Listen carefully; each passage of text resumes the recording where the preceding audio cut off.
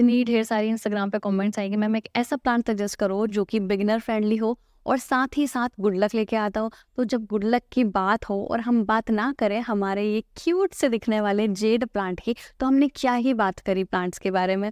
तो आज हम बात करेंगे all about A to Z Z plant के बारे में, जेड नहीं जेड प्लांट के बारे में।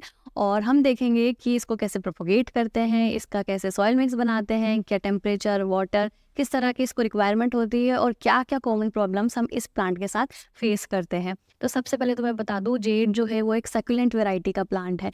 मैंने अपने प्रीवियस वीडियो में भी बताया कि सक्यूलेंट्स क्या होते हैं, तो मैं वापस से इस वीडियो में जल्दी से दोहरा देती हूँ कि सक्यूलेंट्स जो होते हैं वो अपने लीव्स के अंदर, अपनी पत्तियों के अंदर पानी स्टोर करके रखते हैं। जैसे एलोवेरा है, आपने देखा होगा एलोवेरा बहुत ही ज़्यादा थिक होता है। वो थिक इसीलिए होता है क्योंकि उसके अंदर वाटर कंटेंट बहुत ज़्यादा होता है। ऐसे सक्यूलेंट्स एक ऐसी वैरायटी के प्लांट्स होते हैं जो अपने पत्तियों के अंदर वाटर होल्डिंग की कैपेसिटी रखाते हैं। तो जो जेड होता है, this is also kind of succulent.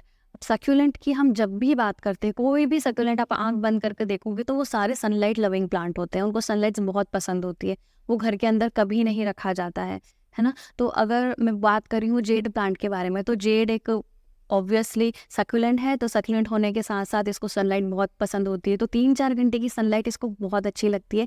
एक मिसकंसेप्शन है लोगों के बीच में कि जो जेड है उसको हम इंडोर रखेंगे। मुझे भी पहले था, काफ़ी दिनों तक रहा, 3-4 पौधे मारने के बाद अक्ल आई कि ये इंडोर प्लांट बिल्कुल नहीं है। ये लोगों ने अगर आपको बताया है तो गलत बताया है, क्योंकि मुझे भी जब किसी ने बताया था तो गलत बताया था। फिर अपने आप से एक्सपेरिमेंट करने के बाद, थोड़ा सा पढ़ने के बाद, रिसर्च करने के बाद पता चला कि ये इंडोर प्लांट नहीं है, ये आउटडोर प्लांट है। और इसको 3-4 घंटे की आप सनलाइट दोगे तो ये बहुत अच्छे से वहाँ पे ग्रो करेगा। एकदम से इसकी ग्रोथ जो है वो आपको बढ़ती हुई दिखेगी। तो ये बात हो गई थोड़ी सी अबाउट सक्यूलेंट, थोड़ी सी अबाउट जेड प्लांट। उसके अलावा अगर हम सॉइल मिक्स की बात करें तो जो सॉइल है उसका वो वेल ड्रेनिंग होना चाहिए। मैं हर वीडियोस में कहती हूँ कि हर पॉटिंग मिक्स जो भी आप बनाओ वो वेल ड्रेनिंग होना चाहिए। इसके अंदर आप थोड़ा सा कोकोपीट, थोड़ा सा गार्डन सॉइल, थोड़ा सा, अगर आपकी चिकनी मिट्टी है तो आप रेत डाल सकते हो। अगर काली मिट्टी है आपकी तो आप थोड़ी सी खाद और काली मिट्टी में भी इसको लगाओगे तो ये बहुत अच्छा ग्रो करेगा। लेकिन अगर आपकी चिकनी मिट्टी है तो थोड़ी सी रेत डाल दो मिट्टी के अंदर, और उसके बाद फिर कंपोस्ट डाल दो और गार्डन सॉइल, इसमें भी आपका काम हो जाएगा। एडिशनली अगर आपको कुछ ऐड करना है, अगर प्रॉपर ही आपको अगर सक्यूलेंट मिक्स बनाना है तो आप कोकोपीट यूज़ कर सकते हो, परलाइट यूज़ कर सकते हो, और भी बहुत सारे डिफरेंट ऑप्शन है जो कि आप यूज़ कर सकते हो। लेकिन वो बहुत ही ज़्यादा आपका बजट थोड़ा सा बढ़ जाएगा अगर आप इतना ढेर सारी चीज़ें एक साथ इसके अंदर डालोगे, तो नॉट सो रिकमेंडेड। लेकिन मैं बता देती हूँ कि इसको आप किस पॉट में लगाओ। ये सारे पॉट में बहुत अच्छे से जाएगा। आप इसको चाहे सिरेमिक में लगाओ चाहे प्लास्टिक में लगाओ। मैं बहुत सारे अपने वीडियोस में कहती हूँ कि सिरेमिक में मत प्लांट करो, लेकिन ये पौधा ऐसा है कि इस सिरेमिक में अच्छे से ग्रो करेगा। ठीक है, अगर आपने पानी का ध्यान रखा, पानी बस कम देना है इस प्लांट को, लेकिन ये सिरेमिक में भी बहुत अच्छे से ग्रो करेगा। एक चीज़ है जो बहुत सारे लोग इनकाउंटर करते हैं पौधे को लगाने के बाद, कि उनकी जो पत्तियां हैं है ना वो ड्रॉप करने लग जाती है। जैसे जो ऊपर का, अब ये तो हेल्दी प्लांट है, सारे मेरे पास हेल्दी प्लांट ही होते हैं।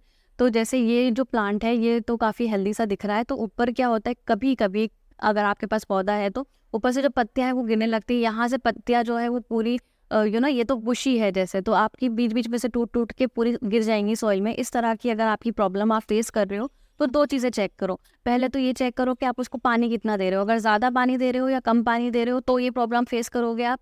दूसरी प्रॉब्लम आप जब फेस करोगे अगर इसको इंडोर रखा हुआ है तो। घर के अंदर मैंने अपने रख के पौधा ऐसा बहुत मारा है। मैं पूरा पानी का ध्यान देती थी, सॉइल ड्राई होता था तभी मैं पानी दिया करती थी। लेकिन मैंने इतने ज़्यादा पौधे, 3-4 पौधे, और वो भी बॉन्साई, मैंने इतना ज़्यादा अपने प्लांट को घर के अंदर रख के बर्बाद किया है। तो इसको आप ज़रूर सनलाइट में रखो, बाहर रखो इसको एकदम। और अगर आपके घर में सनलाइट नहीं भी आती है तो एकदम ब्राइट लाइट में रखो इसको, तो ये प्लांट बहुत ही अच्छा वहाँ पे ग्रो करेगा।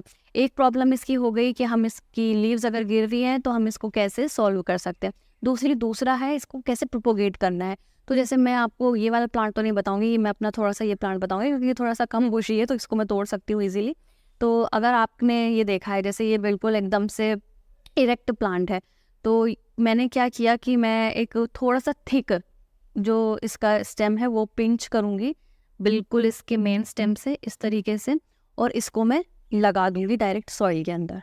ठीक है, दूसरी बात क्या हुई कि अगर मान लो मैंने ये पिंच किया तो ये मैं डायरेक्ट सॉइल में नहीं लगाऊंगी।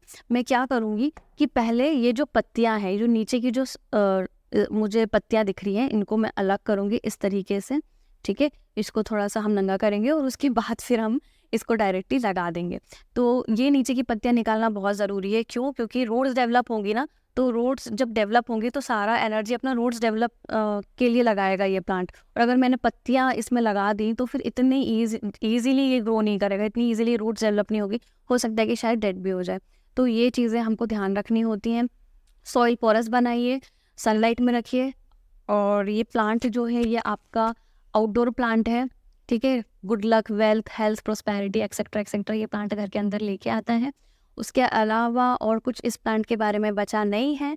तो एक चीज़ और मैं आपको बता दूं कि अगर आपको लगता है कि आपका प्लांट ग्रो नहीं कर रहा है ना, ग्रो अगर नहीं कर रहा है तो एक बार सॉइल ज़रूर चेक कर लेना कि रूट बाउंडेड तो नहीं है प्लांट।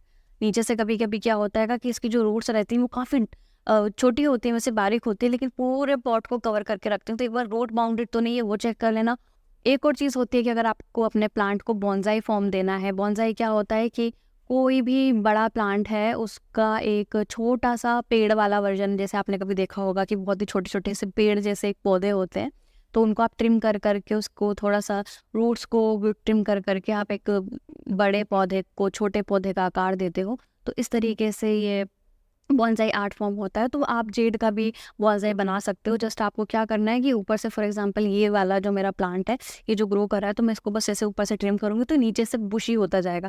ये बुशी होता जाएगा तो साथ में इसकी जो मेन स्टेम है वो भी ठीक होती जाएगी। तो ये जस्ट इसका तरीका होता है आपको बॉन्साई बनाना है तो।